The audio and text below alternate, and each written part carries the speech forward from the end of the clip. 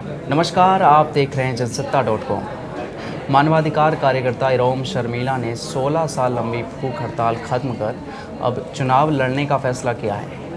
Armed forces special powers act यानी AFSPA को ख़त्म करने की उनकी लड़ाई में यह फैसला कितना अहम होगा, आज हम इसी पर चर्चा करेंगे। हमारे साथ हैं हमारे सहयोगी विजय कुमार झा जी। विजय जी, सबसे पहले तो इस मामले की थोड़ी भूमिका पर प्रकाश डालें। आखिर ये अफस्पा है क्या और क्यों इरोम शर्मिला इसको ख़त्म करने के लिए उसकी मांग कर रही थी? देखिए, सबसे पहले ये बताएं, जो अफस्पा है ये 1958 में बना एक कानून है जी। ये उत्तर पूर्व के ज़्यादातर इलाकों में और कश्मीर में ये लागू है। ये सेना और सुरक्षा बलों को अशांत क्षेत्रों में गोली देखते ही गोली मारने के आदेश देता है लोगों को। ये नवंबर 2000 में इम्फाल के पास एक मालोम में असम राइफल्स के जवानों के हाथों 10 लोग मारे गए थे। 10 लोग मारे। और ये घटना 2 नवंबर की थी जी। इसके बाद से ही इरोम शर्मिला ने इस कानून के खिलाफ आवाज़ उठानी शुरू की। इसके 3 दिन बाद ही, इस घटना के 3 दिन बाद ही इरोम शर्मिला हड़ताल पर बैठी। हाँ, अहिंसक आंदोलन उन्होंने अपना शुरू किया, जो अब तक चल रहा है। मतलब 16 साल से ये लगातार चल रहा है। हाँ, उन्होंने प्रण लिया था कि जब तक वो ये कानून ख़त्म नहीं करा देंगी तब तक वो बालों में कंघी नहीं करेंगे, आईने के सामने नहीं जाएंगे।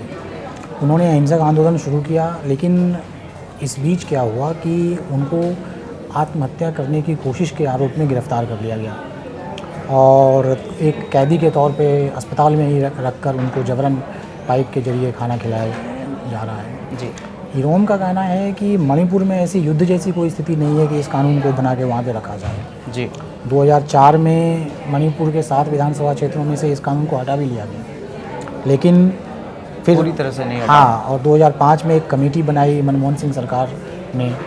2004 में कमेटी बनाई, 2005 में उस कमेटी का फैसला आया। उस कमेटी ने सिफारिश की, उस सिफारिश पर सरकार ने कोई एक्शन नहीं लिया। तब फिर इरोम शर्मिला दिल्ली आ गई हैं अपनी लड़ाई को लेकर, लेकिन इसके बावजूद यहाँ भी कोई सुनवाई नहीं हुई।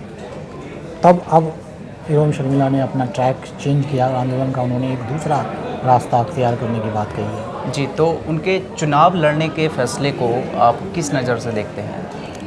ये मेरे ख्याल से देखा जाए तो एक सिस्टम में नाकामी का परिचायक है और सिस्टम में यकीन का भी परिचायक है। जी।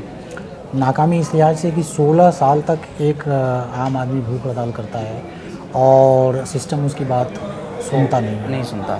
यहाँ तक कि उसे ये आश्वस्त नहीं कर पाता कि हम आप इस पर कुछ एक्शन लेंगे या कुछ करेंगे। आप भूख हड़ताल बंद कीजिए, आपकी बात हम सुनेंगे या इस पर कोई एक्शन लेंगे, ये नहीं हो पाता। तो ये एक नाकामी का परिचायक है। जी। 43 साल की हैं वो अभी और 16 साल से अनशन करें, मतलब 28 साल की उम्र में ही उन्होंने अनशन शुरू कर दिया था। जी। तो उन्होंने अपनी ज़िंदगी के बेहद कीमती वक्त इस मकसद को समर्पित किए हैं, पर हासिल कुछ नहीं हुआ। ये एक सिस्टम की नाकामी है। सिस्टम। अब यकीन की अगर हम बात करें तो 16 साल बाद शर्मिला ने ऐसा फ़ैसला लिया है जो उनको लगता है कि अब हम जब सिस्टम से बाहर रहकर नहीं करा पाए तो हम सिस्टम में शामिल होकर इसको कराएंगे।